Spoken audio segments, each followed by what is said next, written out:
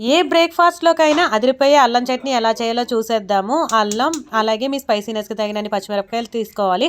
Stove వెలిగించుకుని pan పెట్టుకుని కొద్దిగా ఆయిల్ వేసుకుని ఆయిల్ హీట్ అయ్యాక ఇక్కడ కప్ చూపిస్తున్నాను చూసారా, ఆ కప్తో 1 కప్పు మినపప్పు, శనగపప్పు, ధనియాలు వేసుకోవాలి. ఒకసారి అటు ఇటు ఫ్రై చేసుకోవాలి. తర్వాత కొంచెం జీలకర్ర వేసుకోవాలి. మనం తీసి పెట్టుకున్న అల్లాన్ని పొట్టంతా తీసుకుని చిన్న చిన్న పీసెస్ కింద కట్ చేసి పెట్టుకోవాలి.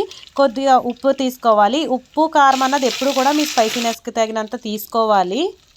ఇవన్నీ కూడా బాగా ఫ్రై అయ్యాక మిక్సీలోకి అయితే తీసుకోవాలి. నిమ్మకాయ అంత సైజు చింతపండు నానబెట్టుకుని చింతపండు వేసుకోవాలి. అలాగే మీ రుచికి తగినంత, మీ తీపికి తగినంత బెల్లం వేసుకుని కొద్దిగా వాటర్ వేసుకుని చట్నీ అయితే మనం గ్రైండ్ చేసుకోవాలి. తర్వాత స్టవ్ వెలిగించుకుని కొద్దిగా ఆయిల్ వేసుకుని ఆయిల్ హీట్ అయ్యాక ఆవాలు వేసుకోవాలి. ఎండుమిరపకాయలు, కరివేపాకు వేసుకుని పోపు అయితే పెట్టుకోవాలి. ఈ అల్లం చట్నీ అయితే ఏ టిఫిన్లోకైనా చాలా బాగుంటుంది. ట్రై చేసి ఎలా వచ్చిందో చెప్పండి. సబ్స్క్రైబ్.